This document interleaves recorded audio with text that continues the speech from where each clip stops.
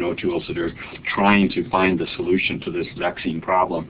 But I think personal references, finding out ways that you can easily share things with just your friends, and being active in sharing to friends, I think is an important way to personalize some of that, so to cut through the clutter. But I wonder, does anybody have any suggestions for Dennis or for all of us on ways that they cut through the clutter?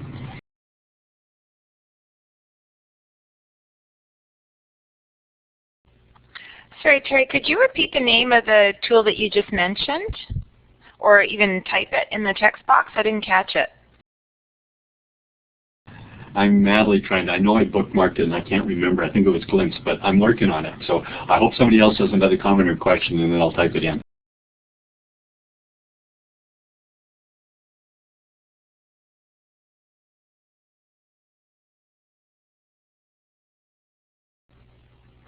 It doesn't seem like we've got anyone with the ultimate solution here. So I'm going to just take a minute to point out that we will be giving away a couple of door prizes for today's session, and in a moment here, so stick around.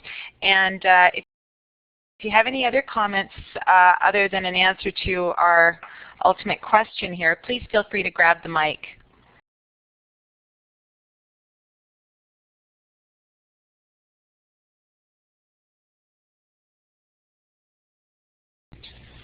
This is Alan Seelig. My question, I think, is close to Dennis's, and that is if there is any perceptible movement to a particular social networking site.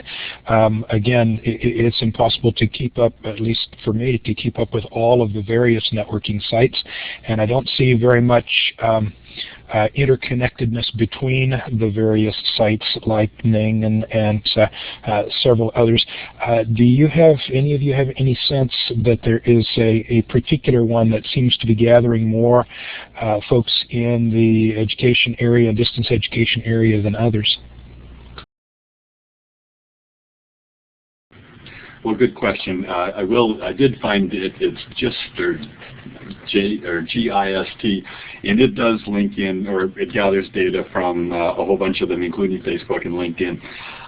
Having said that, I guess my own personal experience is that Facebook, of course, is the largest, but it's certainly not permeated with distance education professionals. Probably LinkedIn has more of a subset and is maybe more useful for professional reasons, if not for personal reasons. But I think we do need some aggregators.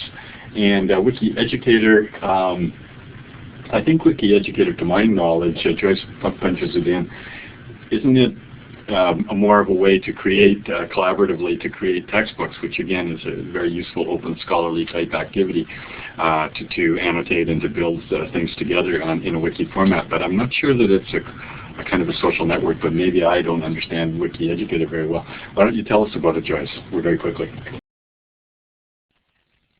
Well, I'm, like everybody else, awfully busy. This is Joyce McKnight from Empire State. I have been in contact with WikiEducator, and they actually do have a number of social networks. I seem to get memos from them on an almost daily basis. In fact, I think that's how I happen to be here today, because someone told on WikiEducator said that Athabasca was having this workshop this week. So it's a good networking tool. But I have found that I get, at one time I was getting almost 10 or 12 emails a day from them, and that added to my other emails kind of drove me a little bit crazy. But it does seem to be a social networking force, and what little bit I've had the time to be with them, I've enjoyed it. Great. Well, thank you, Joyce, for that endorsement of WikiEducator, and thank you, WikiEducator, for forwarding this news or announcement about Open Access Week.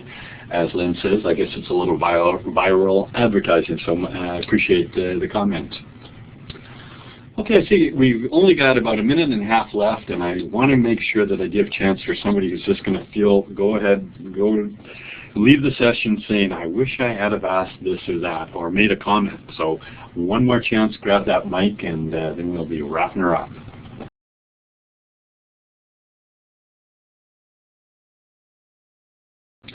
Okay, well, the conversations can go on in many asynchronous ways on CIDR and on various lists. So I thank you all for your time and attention. I'm pleased to see 44 people came out this today.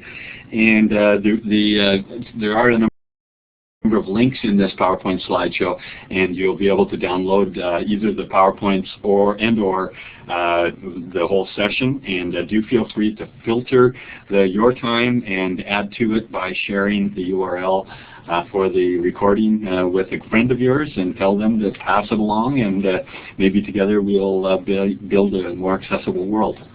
So thank you all, and over to you, Lynn. Thank you, Terry, and thank you so much for sharing your time and your expertise with us today. And thank you for providing this, and I have to say the motivation toward becoming better scholars. I think I speak for all of us when I say it really was very motivating in that regard. And I want to take a moment to let everybody know that we are having a draw for actually each day of these sessions, and Tony has during the session written down names and pulled a couple names out of a hat for Athabasca University t-shirts. And our winners today are, I got to go back now, Peter Holt and Zara. So Peter and Zara, if you could write in the text box to Tony some contact information, he will get those t-shirts to you. So it says email Tony for the prize. Okay, so there you go. You got a couple of shiny new Athabasca University t-shirts. And we would also like to remind everybody about the sessions coming up for the rest of the week. As Terry mentioned at the beginning, tomorrow we have Patrick McAndrew giving presentation on open educational resources. On Wednesday, we have our own president of Athabasca University, Dr. Fritz Panicoke, talking about open access publications. And Thursday, we have Tony, who is here with us today, and Stephen Cullen Elliott talking about open access archives and repositories. Specifically, they will be discussing AU Space. And finally, on Friday, we'll have Rory McGreal discussing open access research opportunities and strategies. And I see Terry has his hand up there, so I'll hand the mic back to you, Terry, and thank you for joining us today. Oh, also, sorry, before I do that, at the bottom of that slide, again, is the URL for the open access site, and all of the archived recordings in the PowerPoint presentation will be available there. I'll put it in the text box. Just before you run, folks, I think there's an error in this slide. The speakers are correct for Tuesday, Wednesday, Thursday, but the topics are switched for Tuesday and Friday. Tomorrow, Patrick is going to be talking about research opportunities. He's head of an international research network specifically focused on open educational resources. And Rory is going to be talking about open educational resources on Friday. So the people are right, the titles are switched between Tuesday and Friday. So if you're interested in research especially, do come tomorrow. If you're more interested in how to use open educational resources, then come Friday. And if you're interested in both, come both days. And one other small correction is that these are not Athabasca t-shirts, these are Open Access Week t-shirts. So you won't have to advertise Athabasca, you can enjoy open access.